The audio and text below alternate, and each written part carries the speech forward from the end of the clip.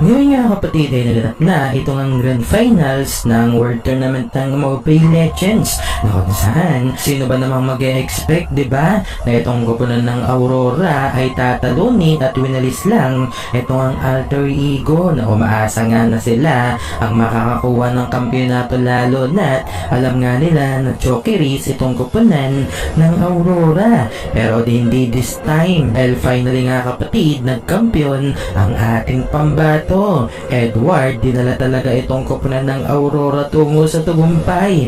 Coach MTV bumawi talaga sa kanyang drafting. Nalaman ang tunay na kahinaan ng Alter Ego. Pag-uusapan natin yan sa araw na ito. Pero bago nga natin ito pag-usapan, huwag niyo kalimutang mag-subscribe at i-hit ang notification bell para mas maging updated ka pa sa mga future uploads natin. Ano pa bang hinihintay mo? Tara! Ngayon nga kapatid ay finally naganap na nga itong laban ng Aurora at itong koponan ng Alter Ego, na kung saan marami nga ang nagpredict kapatid na mananalo itong koponan ng Alter Ego. Marami rin ang nagsasabi na magchuchok itong koponan ng Aurora. Sa katunayan pa nga niyan, nang natalo nga itong TLPH, hindi ba't maraming mga Pinoy ang nagsasabi na parang delikado talaga itong ang M7 na makuha ng Pinas, dahil sa Grand Finals nga kapatid ay naghihintay itong koponan ng Aurora. Pero lingid nga sa kaalaman ng lahat at tulad din ng aking sinasabi sa nakalipas na content ko, wala dapat tayong ikabahala dahil ang Aurora nga kapatid ang tumalo sa Alter Ego, SRG at itong koponan ng TLPH. Kaya nga napunta ang mga ito dito nga sa lower bracket. Kung natalo nila, what more pa kaya dito sa M7 gayong sobrang expose na nga nitong Alter Ego, na kagaya ng sinabi ko sa nakalipas kong content, dahilan kung bakit napaghandaan talaga nila Coach MTV yung laban. Paano ba naman sa drafting pa lang, iisa lang yung banning nito nga ni Coach MTV. Syempre binaban nga ni Coach MTV ito nga Hilda, Fanny at ito nga Freya, na kung saan yan yung tatlong palaging binaban nito nga ni Coach MTV. O dyan, kapansin-pansin din yung laruan ng Aurora kapatid.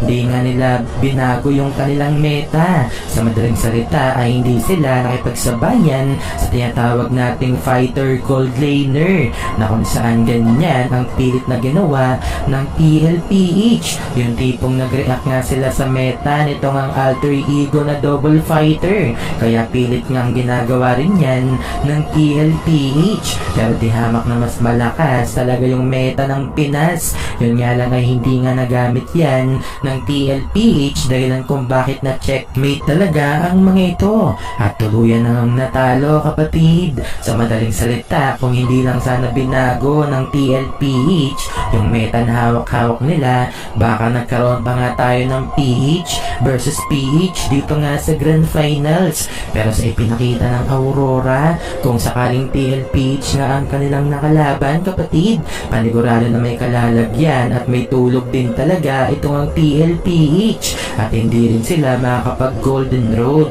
Ngunit ngayon pa man kapatid, kahit nga maraming nagsasabi na Chokeris itong ang Aurora, abay napagtagumpayan nga nila ang pagiging kampiyon ngayon dito nga sa M7. Lahat nga ng mga nagsasabing Chokeris itong ang Aurora kapatid, abay malaking sampal nga yan dito nga sa mga bashers na patuloy na sinasabing Chokeris itong ang Aurora. Oo, aminado din ako kapatid na kung saan pagdating nga sa drafting nitong ang ni Coach MTV ay medyo na off nga rin ako minsan, pero hindi dito nga sa mga players, dahil hindi nga nila nagagamit yung mga hero na karapat dapat sa kanila. Kagaya na lamang nitong ang ni Edward kapatid, hindi ba't hindi na pinag-Uranus at Esme nitong ang ni Coach MTV yan dito nga sa Grand Finals. Sa madaling salita, si Edward talaga ang nakikita kong nagdala dito nga sa koponan ng Aurora, kaya nga ito nakakuha ng kampyonato. Kaya ngayon nga kapatid, finally ito ang si Edward ay may kabilaan na rin kampyonato dito nga sa World Tournament ng MLBB, at ang apat na kanyang kakampi kapatid ay first time lang na nakakuha ng world title. Ang malala pa nga niyan, itong ang si Doming kapatid ay nakakuha na rin ng kampyonato sa World Tournament ng Mobile Legends. Kaya naman, masasabi ko kapatid na bawing-bawi talaga itong koponan ng Aurora. Lalong-lalo na nga dito sa mga bashers nila na patuloy pa rin di nagtitiwala sa kanila. Kaya ngayon nga kapatid, redemption niya ng Aurora. Sino ba namang magsasabi ngayon na chokeris pa itong Aurora, gayong sinalba ng Aurora ang Pinas para makuha nga itong M7 dito nga sa MLPP. Nakamunti ka ng makuha ng Indo sa atin. Goods na goods itong ang Aurora sa kanilang pagkakuha ng kampyonato.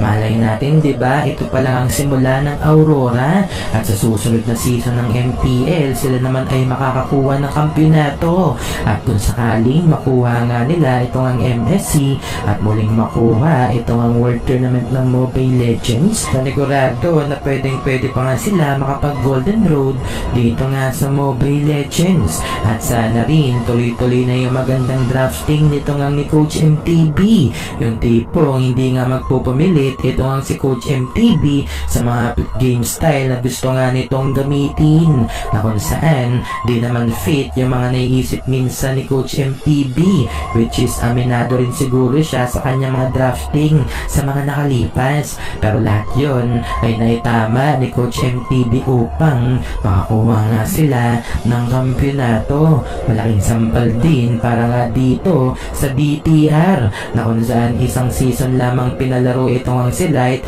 doon sa Indo nung nakaraang season. Syempre, malamang sa malamang yan, manghihinayang na naman itong ang BTR dahil yung pinakawalan nila ngayon ay world champ na ng Mobile Legends, na kung saan kapatid, yung pa naman yung pinapangarap nitong ang Nilite na mapabilang nga siya dito nga sa Indo teams. Pero isang season lamang siya nakalaro at doon di na nga nagtiwala sa kanya ang BTR at tuluyan na nga siyang tinanggal.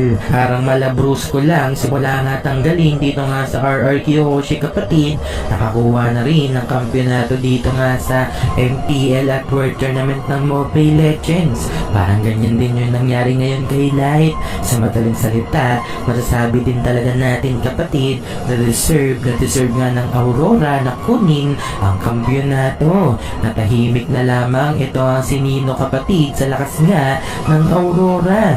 Di nila in-expect yung solidong performance ng Aurora, yung tipong ginagawa nilang pangbubrusko sa TLPH, hindi nga nila yan nagawa dito nga yan sa Aurora ngayon. Sila yung binubrusko ng Aurora, di sila makaporma dito nga kay Light at Edward na panay zone nga ang ginagawa. Sobrang ganda talaga as in ng ipinakita ng Aurora ngayon. Kaya ngayon tayo pa rin ang nanatiling kampyon, pinakamalakas sa buong mundo kapatid. Ang nakakalungkot lang din dito nga sa Indo, abay sa dalawang magkasunod na World Tournament ng MLBB, M6 at M7, ang kanilang nakuha na punto sa Grand Finals, itlog. Sa madaling salita kapatid, alter itlog pala ang nangyari sa pagkakataon na ito. Di man lang nakaporma. So kapatid, ano ang reaksyon mo sa video na ito? I-comment mo sa baba. Maraming salamat.